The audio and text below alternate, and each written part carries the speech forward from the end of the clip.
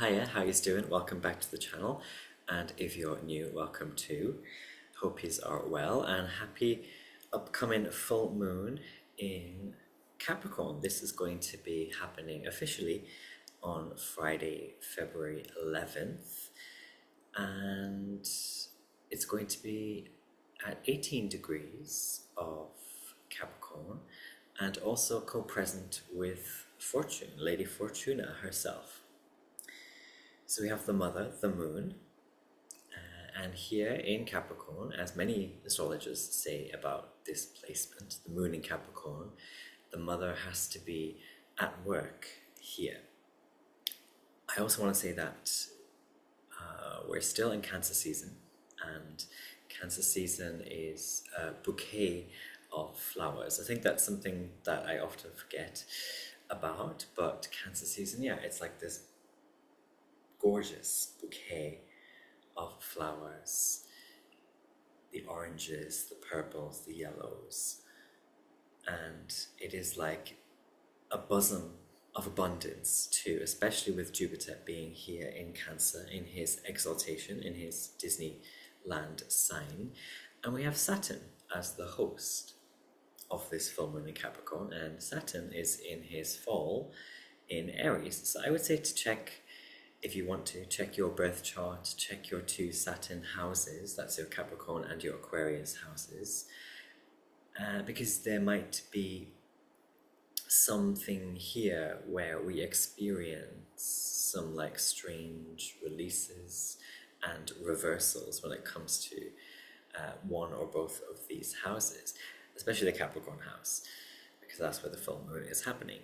And also there can be this feeling just more generally around this full moon that like no one is there's no one to help us with like something to do with discipline, or we have to use innovation to cope with something. We have Saturn in Aries, so we have to do something more Aries, more Martian when it comes to dealing with something to do with discipline.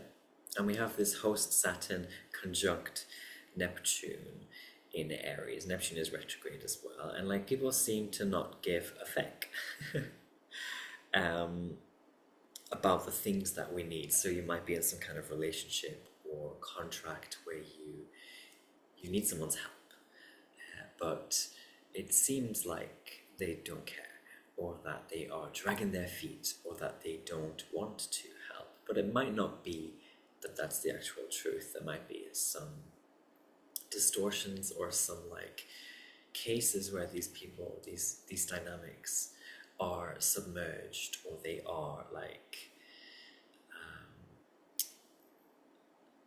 snowed under or something is in too deep, and we don't really know that, or we ourselves don't want to see that or recognize that, but that is the reason, or that is the truth. And it's not so much to do with not caring. I think, again, the mother, this full moon, she's at work.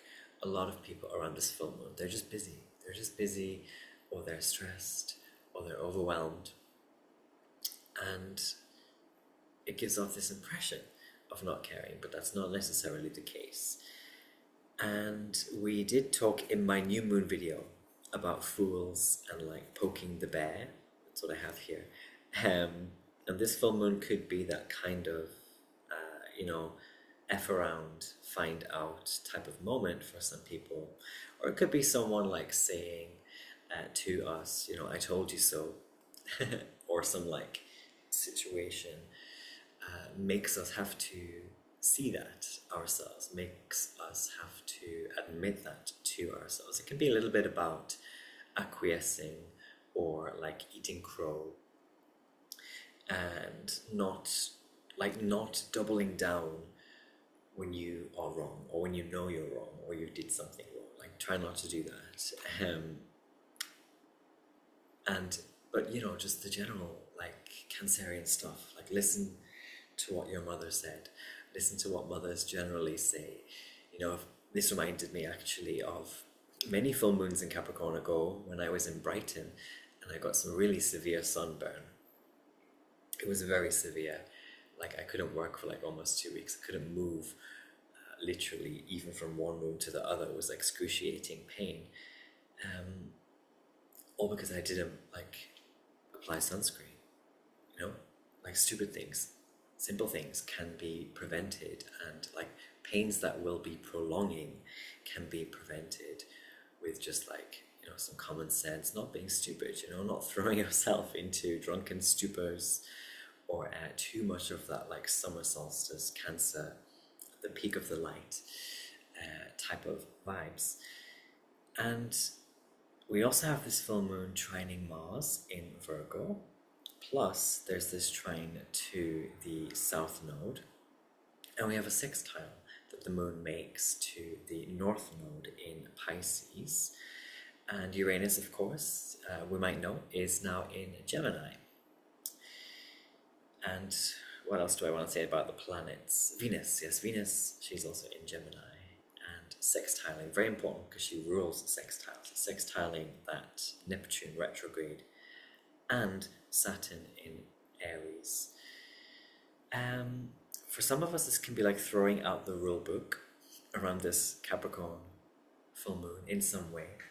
There's definitely going to be some people who are like, I don't give a fuck, you know, I'm going to be real from now on. I'm going to go hard on people from now on, or I'm going to go hard on myself from now on, or I'm going to be that bitch from now on. There can be a lot of that. I don't know why I have this word, ascorbic. Is that even a word, ascorbic? Or aggravating. There can be that desire, that egoic desire bubbling up, culminating, and also like a suspension of expectations for peace and fun. So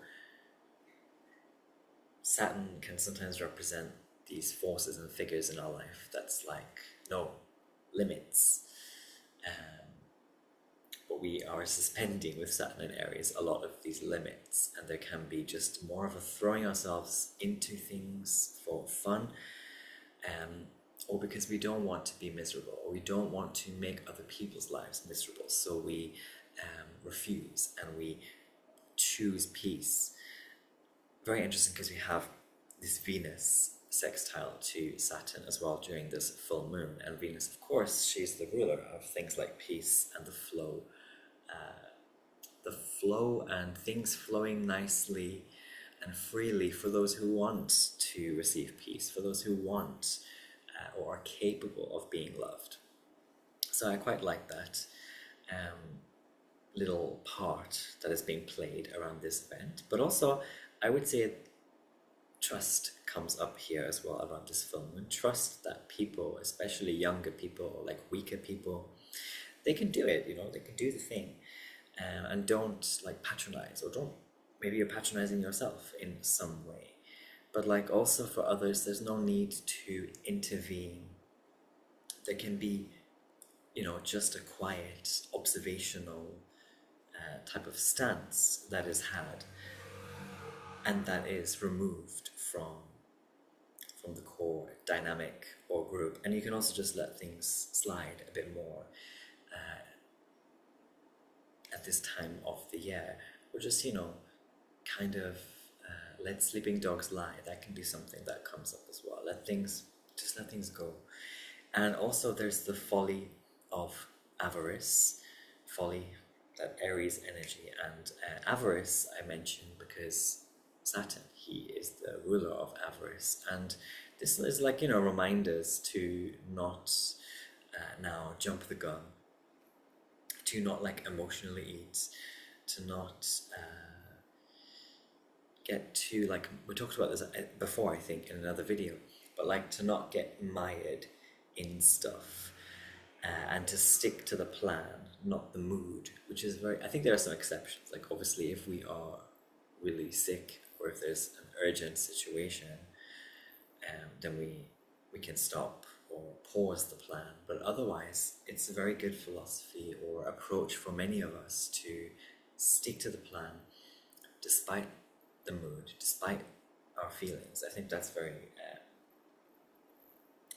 important, and it's going to help a lot of people who require more discipline and more diligence and more like determination during this snake year. And also taking shelter and solace in the snake year. And this is kind of like respite from the sort of summer solstice peak energies. It can be a little bit of an inkling of a beginning of calming down. But it is, it's wise to either do things alone, this taking shelter, or to do it with people that you really trust, because people seeking help or shade, shelter at this time, they can be viewed as like strange or scary even, or like get misunderstood. We've got Saturn again in Aries, so emotions can also kind of run high, and people, they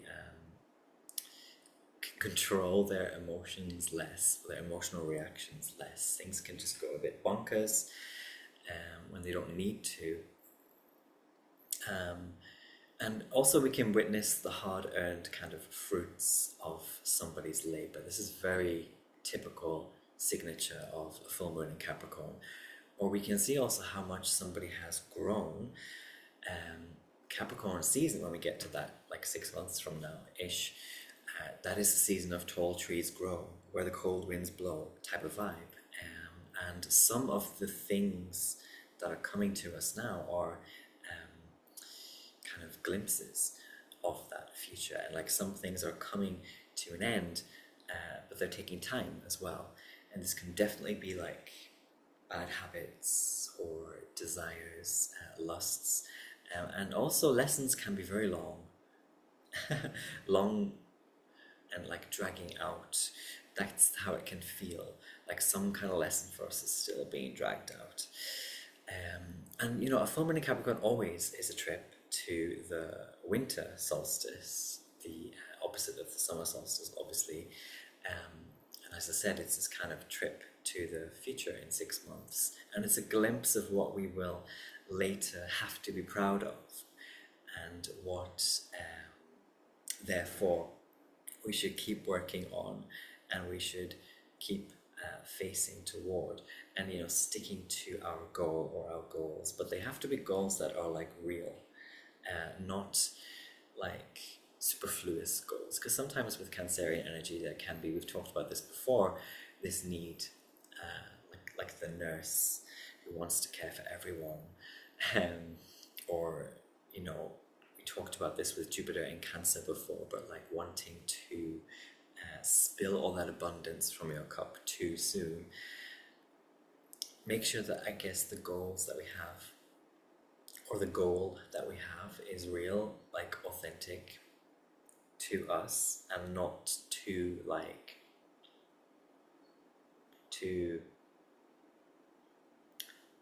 contingent on the kind of compulsion to care for others. Also, things settling after some anxiety. Sorry, I just cleaned my aircon.